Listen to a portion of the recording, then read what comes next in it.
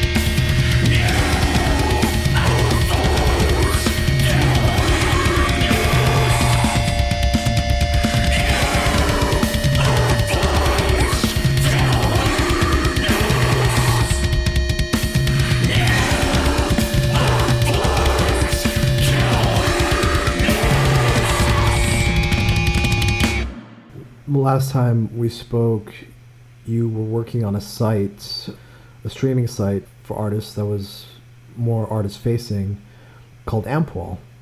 Ampwall is live. People are using it. People are uploading their music. People are mentioning it on this podcast. Let's go back to our conversation in 2023, because I worked in tech for a few years, and I was on the marketing side, and the way that we framed our marketing was around problem statements. Do you know what I mean? Mm-hmm. Like, there's a problem facing the consumer or the industry, and this is how our company or our product is a solution to that problem. Mm-hmm. With that in mind, with that framework in mind, how does what you created with Ampwall benefit artists, independent musicians, and labels, and how does it benefit fans of underground music? Yeah. So, I mean, you can come at this from a few different angles, right? And a thing that I've learned over the past 2 years is that depending on who you talk with, there are different concerns and different problems to be solved. And not every software product or platform or company or whatever you want to call it can solve everybody's problems. And where Ampwall is right now, like we don't solve everybody's problems. We solve a lot of them. So, when I started it, I was concerned with a few things. I wanted something really for myself. Like I started with like me as the first user, and I wanted a better buyer experience. I wanted a better, nicer looking presentation for my music and my merchandise. I wanted better shipping options. I wanted lower fees. And I wanted something that was built by, well, I wanted something that was built by me. But I mean, when I talk to others, it's really like I wanted to offer something that was built by somebody who is actually part of independent music, whose motivations and connections to to independent music are the same or at least similar to theirs, as opposed to the huge, massive tech corporations that dominate music, between Spotify and YouTube and TikTok at this point, and so on, right? And even Bandcamp. I mean, when I started building, they were still owned by Epic Games, and now they've been since acquired by Songtradr, who were an unknown to most of us. And there was this sense that like music distribution and promotion, or at least like presentation, we'll say, was entirely built on the backs of these like big tech companies who we can't trust. So I started building a thing for myself that would offer all of those things, lower fees and better looking pages, and a mission that is aligned with its users. So I think like, since I started building in 2023, and we started allowing public signups in September 2024. I think since then we've made good on all of our goals, which were, I keep saying them over and over again.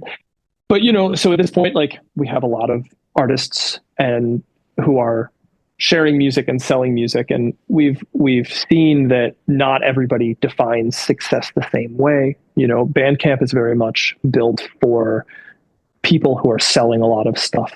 Bandcamp are really only answerable to the people who are selling things, because that's where all of their revenue comes from. We take a kind of a different model. We have like a very, very cheap yearly membership for artists who are sharing music, and that keeps the company's motivations, or keeps us answerable to like 100% of our users, and not just whatever percentage of them are selling at a high rate, right? Like we're all in it together. We're a public benefit company, so we're like legally bound to consider societal impact alongside profit. And in practice, we kind of run it more as a we kind of run it more as a nonprofit, for better or worse, where we make a lot of decisions that's like, how can we avoid making money here and give more back to people? Like, how can we offer them more? How can we lower our fees? How can we give more things away? So, I mean, I think, to the artists, the problem statement is nobody gives a shit about you. The people who are building things for you, like, their interests are not aligned with yours. You can't trust that they're going to put you first. Whereas, like, we are our own users. Like we're building this like for ourselves and for our friends and for the communities that we came out of. So from like the starting point, our motivations are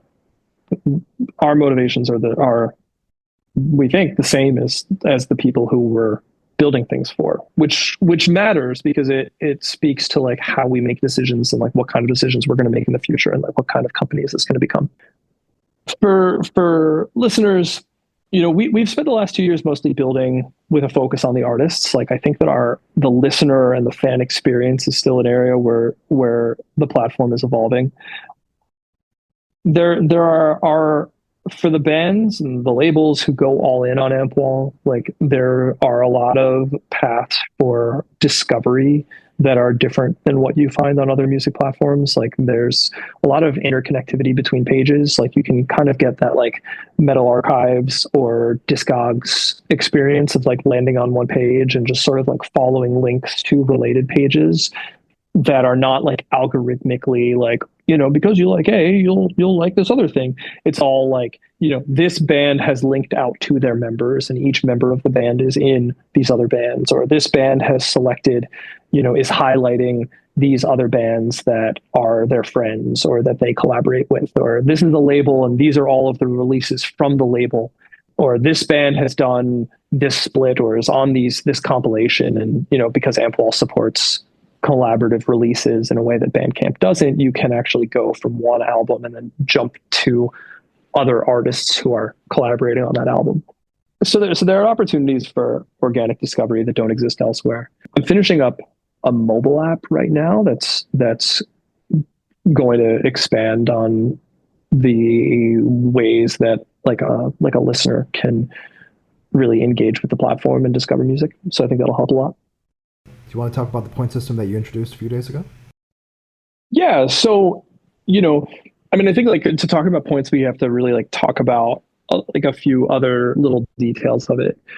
So like when we were talking about the value proposition or the problem statement that, a lot of like products or companies or what have you start from, one of the key goals and like value props of Ampwall is that we are seeking sustainability and independence from day one. And so like where that comes from is this, like a lot of, if not all products or platforms or whatever, startups or whatever you want to call them, like people these days, like modern tech companies tend to start by at some point early on, they don't seek profitability. They don't seek a way to like pay their bills from day one. They will lose money early on, and then typically they'll try to find investors to raise a ton of money. And then for some indeterminate amount of time, the company operates at a loss with investors footing the bill for their staff and their cloud costs and their servers and marketing and whatever. And then somewhere way down the line, the bill becomes due and the investor money runs out and the investors say like, hey, like you need to like pay me back, and like I want to make some money on my investment. And that's where we hear about in-shitification that comes up a lot these days. And really it's that the company is then forced to, after the fact, figure out how to make money. So things that were free become paid, or added features start showing up that are all in pursuit of making money, and the core audience feels alienated, and or maybe they sell the company off to whoever is going to pay them a lot because they think that this other company thinks, they're like, oh, if I combine this company with my stuff, it'll make money. Or, in the Bandcamp Epic Games thing, the theory was that Bandcamp was bought because they wanted to use them as part of their lawsuit against Apple. And just all these like nefarious things can happen down the line when you start from this position of like, yeah, I'm not going to consider how I'm going to pay my bills. We think that knowing how we're going to cover our costs and being able to pay our bills and living within our means is a crucial part of fulfilling our obligation to support independent music communities. If a company or a product or whatever, a startup or platform, if they start from a position of we have to take hundreds of thousands or millions of dollars worth of investors' money just to open the doors and start providing services to our people, like that money is not free. It always comes with strings attached. And as soon as you start taking that, you are beholden to these investors more than the people who you're building things for, right? So how can any platform that says that it's for independent music be honest about that if they are answerable more to investors than to the people they're building from? So Ampwall starts from this position of like, yeah, we're seeking sustainability from day one. So as a facet of that, we have this yearly membership fee, which is really, we ask that the deal is that our members pay upfront a yearly, like $10 a year is where it starts, which is like less than a bagel sandwich and a coffee in my neighborhood. And that covers the storage that they upload, and it helps us know that they're not like really like a bot or a spammer. Like as soon as you ask somebody to pay for anything, it cuts off this like huge portion of scams and abuse, and it keeps a lot of like AI and bullshit out of our system. So, our members, they become members and they contribute, and they're paying for the resources that they cover. And right off the bat, our cloud costs and like our storage and a lot of our like operating costs are covered by our community, and we are answerable to that community. And even if a band isn't selling stuff, like Bandcamp is really only truly answerable to the people who are selling things, because they're the ones who are making their money. We're answerable to all of our members because like we're all in this together, and like they are paying, they're paying for the resources they're consuming. They're funding us, and like we have to answer to them. So it keeps us all aligned. We also take like a small 5% commission on sales that go through our platform, which is lower than Bandcamp. And it's, it's like a very small token amount, and buyers can and usually do pay that on behalf of the artists. But it does mean that there are these times where we have a member who's paying for their resources. And then if they're selling a lot, we're also taking a fee. And our team has like a really weird relationship, like a kind of tense relationship with taking transaction fees in the first place. Like it's kind of like a necessary evil with where we are right now. It's like to make sure that we cover costs and can reinvest some money back into the platform. But we still don't want to take more money than we think is like fair. And especially if somebody is like paying for resources, like at a certain point, if they're selling a lot, the fees from that we're collecting from sales will meet or exceed the membership fee that they paid in the first place. So last week we introduced this point system, and the goal is to use transaction fees to reimburse artists for their membership fee. So the idea is that like once you've sold enough that the transaction fees meet the same cost as your membership, we apply a coupon to your account, and the following year you're not going to be charged a membership fee. And the idea is like, we want this hopefully to like, we're always really looking for ways to make our fees and costs, feel equitable.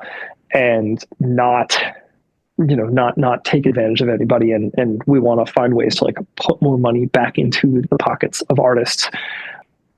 So, we think this is a start towards that. And the points, they don't expire. They're always accruing. And there are some other interactions in the system that are actually going to generate small point amounts that we haven't really published them, but we're always looking for ways of like, how can we find ways to like make it easier to become an Ampwall member? What are some other paths that we can use to like lower this like already low burden of membership? But we know that like for a lot of people, even $10 can be stressful, or can be a thing that they have to consider. So we're really looking at this as what we've introduced now as like the start of a larger system that will make it even easier for somebody to become an Ampwall member and have a path to membership beyond just like paying out of pocket.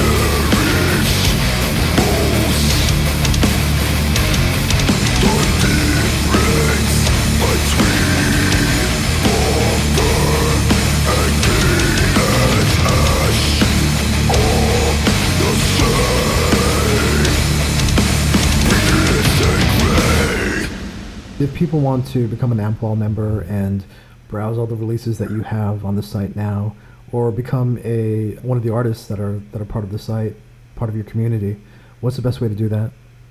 So you do that right from Ampwall.com, and it's an important note is that like you don't have to pay to like buy stuff. You don't have to pay to create an account as like a listener, like a supporter, right? Like if you're just somebody who you just want to build a catalog of your music, and support bands and labels directly by buying from them on a platform that's like built by people like them, for people like them. You can just create a free account. And we have like I think we have a pretty good track record of like also just like giving people memberships or giving trials or giving free time. And, you know, we're for better or worse, we kind of operate Ampwall like, like a nonprofit in the sense that like we're really happy to like give people things as much as possible. And one of the perks of our decision to like pursue sustainability upfront is that, you know, it's all of the math is calculated so that we still, you know, we have a little wiggle room and we can afford to give people extra upload time or, you know, waive subscriptions for, or, you know, waive membership fees for people who are struggling, or not be stressed out if somebody's card is declined or something. Like so, you know, if anybody is listening to this and they really want to get started, but like for whatever reason, $10 a year is just like not something they can do, we still want to hear from them, and we'll still do everything we can to like find a way to get them in and join us. But, you know, again, like for the people who just want to buy directly and build a library and set up a profile and stuff, like that's completely free. It's really just, you know, the membership system exists really for people who want to start selling and listing, you know, sharing music. And I think like another thing, like while we're talking about this, like just another thing that's, I think, a really nice feature is that we're building Ampwall for like more than just people who make sounds and people who listen to sounds. Like music communities are so much bigger than those parties, right? Like music communities are especially like visual artists and people who are booking shows and journalists and people with radio shows and podcasts. And, you know, we all contribute to making independent music happen. And music, digital like platforms online traditionally really only cater to the bands, like the people releasing music and the people consuming music. We've started building some dedicated spaces for the people who've always been left out, or the people who are pushed onto other platforms because there's no space for them on a platform like Bandcamp. So we've already built out some features for visual artists, which is where we've started. So like Caroline Harrison, like really amazing artist, like she is like a great example. She's selling prints now directly through Ampwall, and her page is connected directly to the Piron albums, the Piron shirts that she's done for them. And when you're looking at Piron, you can find links back to Caroline and you can discover more of her work. And so we're making these carving out these spaces so that people who've never had a place can actually be accurately, you know, represented and like have a voice and have their place within the music scene, as opposed to being like second-class citizens. So we're pretty proud of that. We're building something that I think is different from everything else that's out there and gives spaces for more people than you're probably used to seeing on a music platform.